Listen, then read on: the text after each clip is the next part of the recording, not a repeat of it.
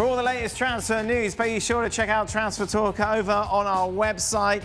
There has, of course, been a lot of discussion about a forward that Liverpool have been interested in. It seems to have moved from Alexander Isak now to Ekitike. Oh, crikey, O'Reilly. Ekitike to make Just the call move. him Hugo. No, Ekitike is not hard to say, but then it gets in my head. Well, no, but it's fine. Ekitike, it looks like, actually, according to reports, this is very close to happening. Apparently, Liverpool want this done by the weekend. Archie Rhind-Tutt joins us. Frank's still with us as well.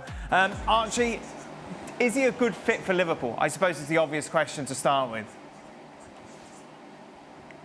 I think he'd be a good fit for any of the top teams in Europe right now. He is a baller, quite simply. The form that he showed at Eintracht Frankfurt last season, even if I think there's still room for him to go to, the way that he commands, the way that he commands space on the pitch when he's on the ball, the way that he runs with it, he's dynamic, and he's just got that bit of something which is unpredictable in a good way when he's in front of goal. I think he can still improve bits of his finishing, but he's picked himself up and rehabilitated himself after a difficult time at PSG, not helped by coming in when ahead of him he had Messi, Neymar and Mbappe, and then the following season when PSG tried to sell him, he wasn't up for that. And it took him until winter to then actually move to Frankfurt. And since he's been there, he's been built up again and, has gone from strength to strength. They wouldn't have reached the Champions League for this coming season without him. And, he's a real joy to watch. Frank, obviously, you saw him at PSG. You kind of saw the bad Ekitike. Yeah, that was very complicated for him, I would say. But you know, Archie just mentioned the fact that the three superstars were there, so it was hard for him to have a little room. But Ekitike maybe clicked. Maybe something happened playing in Bundesliga for a big club like Eintracht Frankfurt. I've been in the stadium, the pressure is big, the atmosphere is great. So maybe something happened to him and he became somebody else. I had doubts about him when I saw him playing for Paris Saint-Germain. He was doubtful in front of the goal, asking too much about, wondering too much what he had to do, no instinct, no flair. And I saw him last season. That was a different player. So is it because he handled the pressure in a better way or because he was belonging to a club with less pressure? That we don't know. If he goes to Liverpool, that's going to be a question mark. How can he handle the pressure? And how does he adapt his game? Is this all happening because Liverpool don't think they can get Isak exactly. out of Newcastle? Or certainly they can get him, but they're not prepared to go to that figure, which Newcastle are probably holding out for a king's ransom, and that is understandable. And so Ekitike is sort of their sort of backup, not to disparage him at all, because he is a very good player and certainly been playing very well in Germany. They need somebody that can come in and be a little bit different to what they have and be more clinical, obviously, than Darwin Núñez.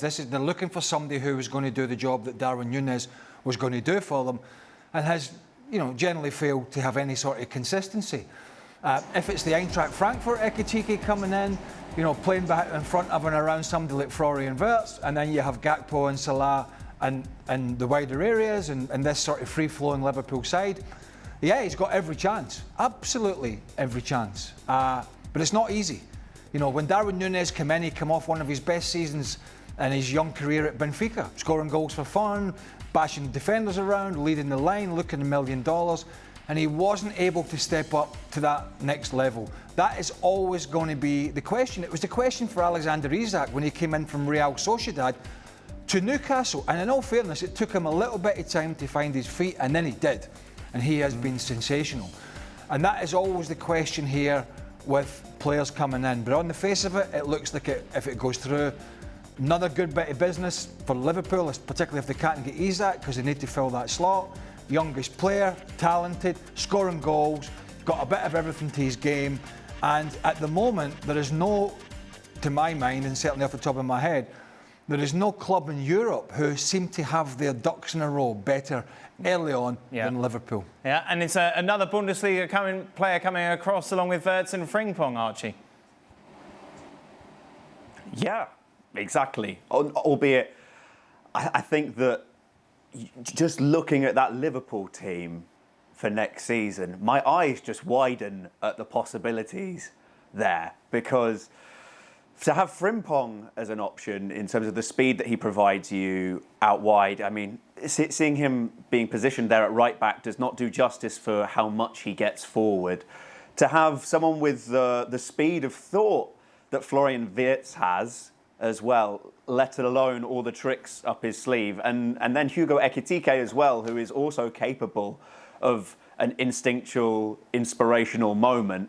And it means that from a Liverpool point of view, if teams sit back against them, which they will do, that is the only option, I think, for some other teams in the division when you have that kind of quality coming up against you, even if there is a greater strength and depth in the Premier League than ever before, still teams are going to try and defend against Liverpool. But with those players that they brought in from the Bundesliga, it's going to be a very difficult job.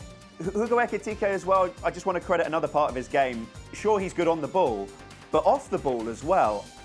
There are so many occasions where I just remember him picking a defender's pocket out of nowhere, and it's that kind of work rate, I think, that he'll be valued for by Arne Slot, amongst other things, because he's proven that he's not just a striker whose brain is only on when his team has the ball. He's also thinking about, okay, how can I influence the game?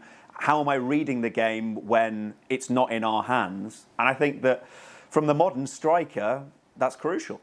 If he does sign, what's the over-under and how many times you're going to... Ekitike, it's fine. I just need to get... No, it's fine. I can get... It's just a I reckon about a bit of practice. Season. No, it's not a Tranoglu, is it? I can manage that. Well, you haven't managed it. You've been struggling with that for about 5 years. I reckon the over-under's about 20. No. And you Ekitike, I can do that. That one's all right. That's okay. All right.